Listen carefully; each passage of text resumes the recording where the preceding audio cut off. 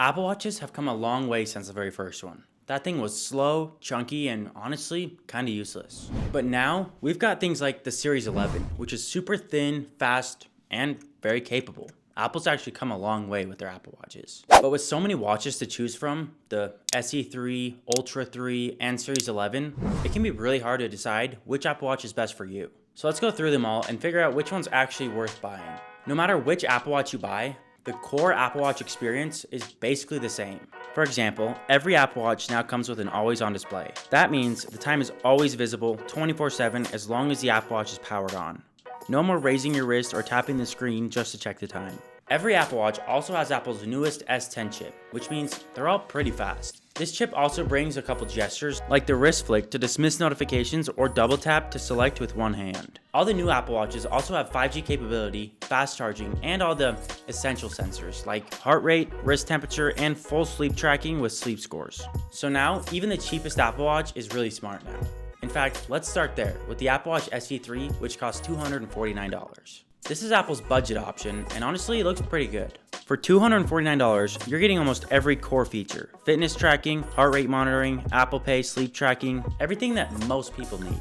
It doesn't have a few of the fancier sensors that the other versions have, but most people probably won't even use those sensors, so this is definitely the most bang for your buck. The next step up is the Apple Watch Series 11, which is $150 more, and if you can do it, maybe you'd want to because it does look a lot better. It's thinner, sleeker, and has a noticeably better display. The new wide-angle OLED display looks incredible. You can see the time and widgets from more angles, even when your wrist is tilted. It also adds a few sensors like the depth gauge up to 6 meters and water temperature sensor, which is perfect for swimmers or snorkelers.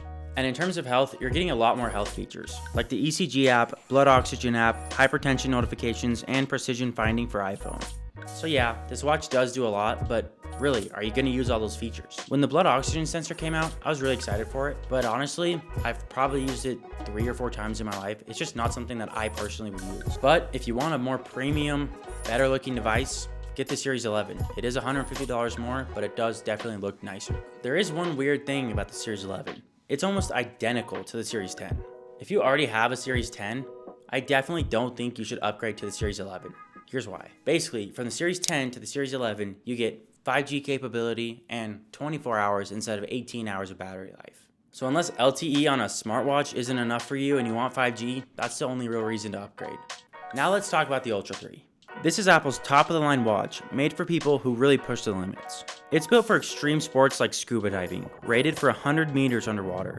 It can act as a full dive computer, tracking things like the water temperature, your time underwater, and your depth up to 40 meters. It also has insane battery life, up to 42 hours, so this is great for someone like a marathon runner that needs to track their fitness for long periods of time. And it's one of the brightest and most readable screens you can get on any watch. The Ultra 3 has a few things that the Ultra 2 doesn't have. Things like wide OLED display, emergency SOS via satellite, 5G, the S10 chip, and 6 more hours of battery life. So again, most people probably shouldn't upgrade from the Ultra 2 to the Ultra 3, but the thing is, the Ultra watches are made for people with specific goals in mind. So if you're someone that needs as much battery life as possible, it might be worth upgrading to get that 6 hours of extra battery life. Or if you're someone that goes hiking in the woods where there's no cell service, it might be really useful to you to have that satellite feature on your Apple Watch. It's an incredible watch for sure. It's definitely Apple's best Apple Watch, but the problem is it's $800, so you probably don't need it. So to sum things up a little bit, if this is your first Apple Watch and you just want something that'll work, the SE3 will do the job just fine and you'll get pretty much anything you could ever want.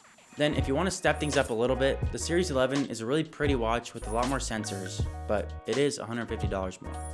And the Ultra 3, most people definitely don't need. This is probably someone that needs a very specific feature that they're willing to spend $800 on. Other than that, just get the Series 11 or maybe even the SE3. Or if you have the Series 10 or Ultra 2, I'd probably keep it till next year and see what they come out with. Obviously, I don't know what they'll come out with, but it'll probably be a little more exciting than these watches this year.